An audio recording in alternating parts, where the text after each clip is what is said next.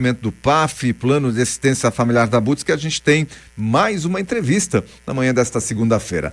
Desta vez nós estaremos aqui conversando com o vereador Jonathan Cristofolini, porque nós estamos nessa série de entrevistas em que a gente está dando espaço para os vereadores, prefeitos aqui da nossa região, os vereadores da nossa cidade e prefeitos aqui da nossa região, para fazer um balanço do ano 2023. O Jonathan foi alçado aí ao cargo de vereador da nossa cidade, todo mundo já conhece a história, né? Em função do afastamento de um dos vereadores aqui da nossa cidade, aí o Alfro Postai, que seria o substituto ali do vereador, acabou não assumindo e com isso dando espaço para que o Jonathan assumisse o cargo de vereador aqui no nosso município e vai conversar com a gente a partir de agora. Muito bom dia, Jonathan. Muito bom dia, Odair. Muito bom dia aos rádio ouvintes da Rádio Cultura de Timbó. É um prazer, uma honra estar aqui nesse dia para a gente fazer um balanço, para fazer uma apresentação desses nossos 2 meses e meio aproximadamente de mandato até agora. E a gente quer ser muito transparente e trazer a cidade para a nossa população. Muito bem, Jonathan. Você tem uma situação, né, especial, 2 meses e meio de mandato, com relação aos outros vereadores que vão vir aí, que tem a legislatura completa do ano 2023. E, primeiramente, queria saber de você, como é que está sendo essa experiência, né? Porque uma coisa é você se candidatar, outra coisa é você ganhar lá um número de votos, outra coisa agora é você estar sentado na cadeira de vereador. Como é que está sendo essa experiência para você? Primeiramente, ela é um privilégio. Me sinto honrado em poder estar sentando na cadeira que, por muitas vezes na história de Timbó, nós tivemos pessoas ilustres, né? São grandes nomes que já ocuparam aquelas cadeiras. Para nós é um sentimento de responsabilidade. Esse orgulho nos traz uma responsabilidade. E vem sendo uma escola. Nos últimos 6 anos, trabalho na Prefeitura de Timbó, então isso acabou nos dando uma bagagem para facilitar o entendimento das matérias que estão tramitando na Câmara, a forma de como funciona, né, o Poder Legislativo também. Eu acho que a gente está conseguindo fazer um mandato extremamente pé no chão, coerente e ético e a favor do nosso município, que foi aquilo que a gente se propôs desde o início. Pensarmos a Timbó dos próximos 70 anos. Muito bem, e dentro dessa visão, então, o que nesses 2 meses e meio já foi possível você visualizar e na prática, né, o que aconteceu aí nesses 2 meses e meio com você assumindo essa cadeira aí na Câmara de Vereadores, Jonathan? Bom, a gente definiu como norte de campanha essa questão de pensarmos a Timbó dos próximos 70 anos e nós pegamos pilares para isso. Então vamos pegar um dos pilares que foi a defesa civil. Quando nós tomamos posse no mês de setembro, antes dos ocorridos, né, agora do mês de outubro, que, né, esses infortúnios, nós já falávamos dessa pauta que era a defesa civil do nosso município. Então, no mês de outubro ainda, logo no início do mês, nós fomos a Florianópolis na busca de recursos para a defesa civil do nosso município, recursos na ordem de mais de R$500 mil, nós encaminhamos esses projetos, tanto para a instalação de 2 réguas automatizadas, uma na ponte do bairro Dona Clara, ali perto da SC 477, e a outra na ponte nova aqui do bairro das Capitais, assim que concluída. Nós fomos atrás desses recursos e continuamos ainda buscando em conversas esses recursos. Além disso, a instalação de pluviômetros automáticos em todos os bairros do nosso município para medirmos os índices de chuva que caem dentro da cidade, porque em Timbó chove diferente em cada bairro do município. E uma coisa eu quero deixar muito claro, Odair, que a gente quando propõe, busca essas questões, a gente tenta fazer algo técnico. Então, tudo isso que a gente tentou fazer direcionado à Defesa Civil foi juntamente com a Defesa Civil de Timbó, foi conversando com o Fábio, buscando o que era realmente viável, o que não era, qual que era hoje a real situação do município. Né? Para não vir só falar. Né? Papel tudo aceita. Você fazer uma indicação para dizer que para pintar, sei lá, o poste de amarelo, você pode fazer. Agora, botar na prática é uma outra realidade.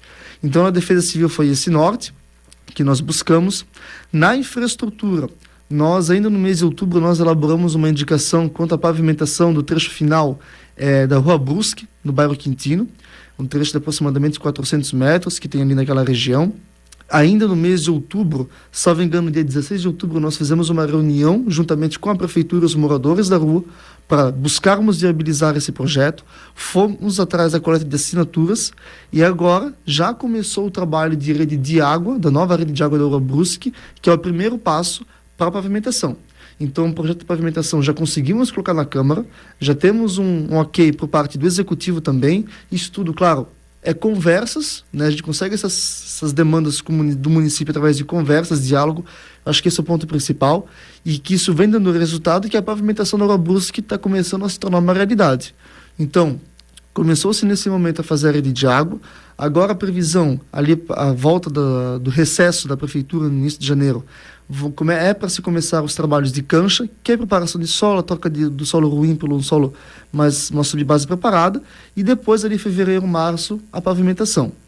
Ainda dentro desse contexto, nós também fizemos uma indicação que nós tivemos como um norte também a cultura e o turismo, e nós também temos um apego com a história do nosso município, que foi a constituição do Marco Zero do município, né? O Marco Zero ele se constitui tanto num monumento, num totem, uma parede em estilo enxamel com o descritivo do local, quanto do mirante. Isso é para ser realizado aqui na Ponte Rolando Miller, no centro de Timbó.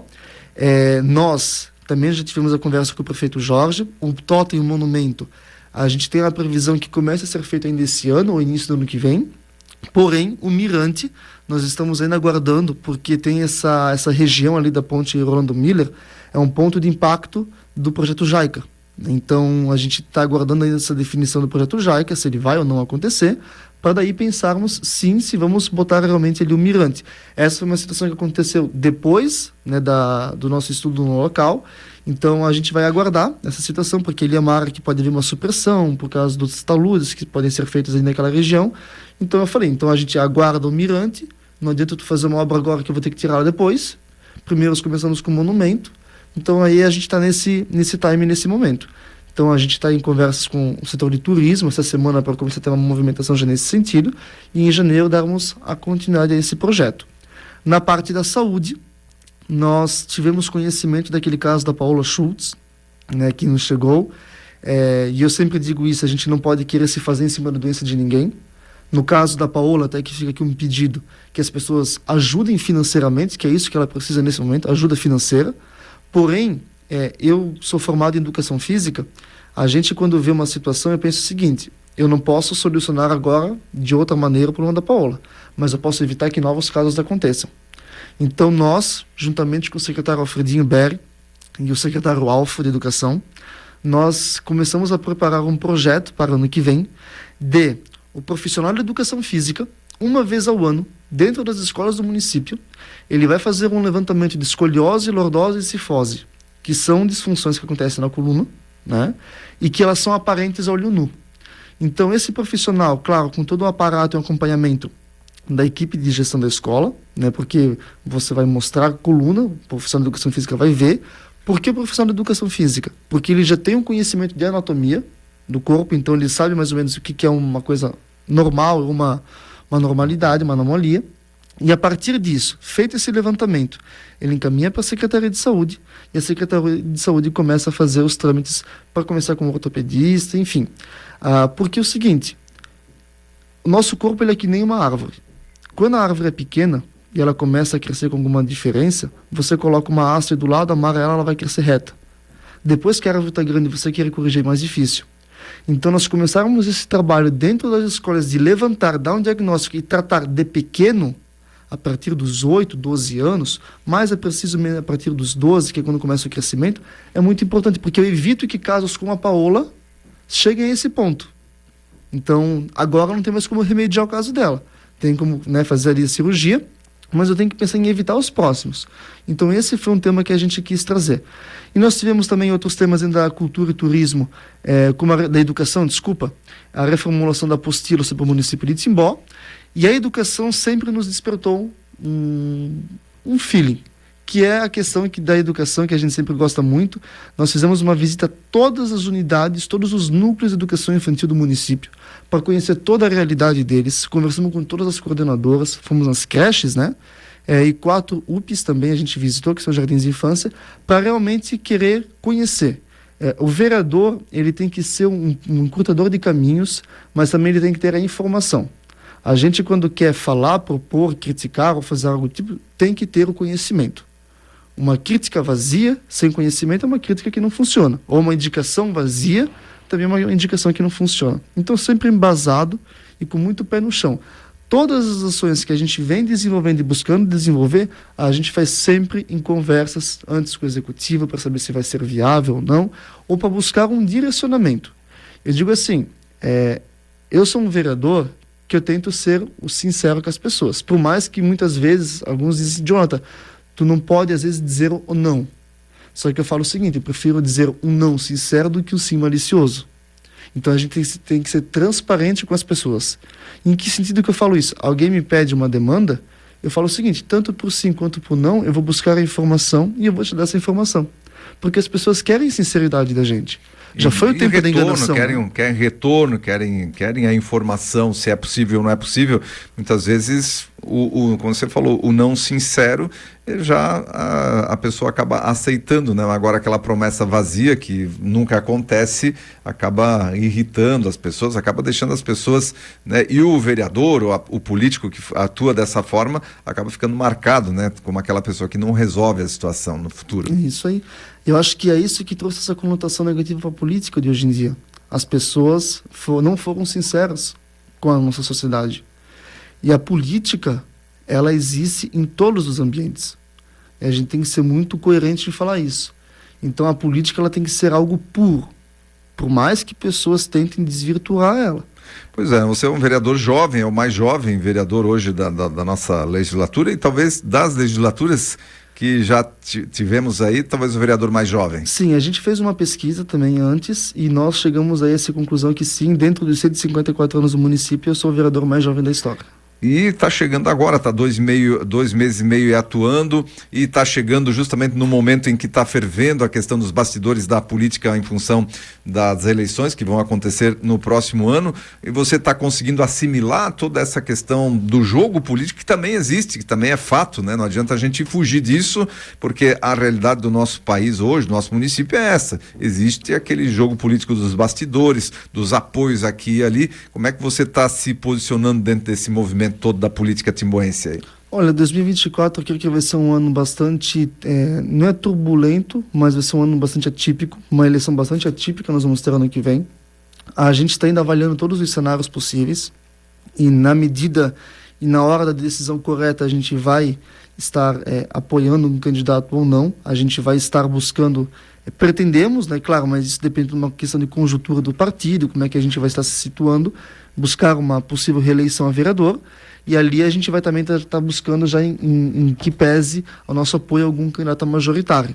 Então, eu ainda acredito que agora desferirmos um apoio nesse momento, eu acho que é muito precoce, né? Eu acho que ainda é uma água que tem que correr por debaixo da ponte. Eu acredito que tudo tem seu tempo. Então, primeiro, como diz o outro, vamos esperar as melancias se sentarem na carroça, vermos como é que vai estar o cenário, conversar com o nosso grupo político, e a gente vai definir um lado, definir um caminho que a gente acha que Timbó tem que seguir. Né? Mas eu acho que 2024 vai ser um ano bastante, como você falou, bastidores, vai ser um ano bastante corrido politicamente, só que eu acho que a gente vai ter um ano bastante interessante para a política de Timbó também.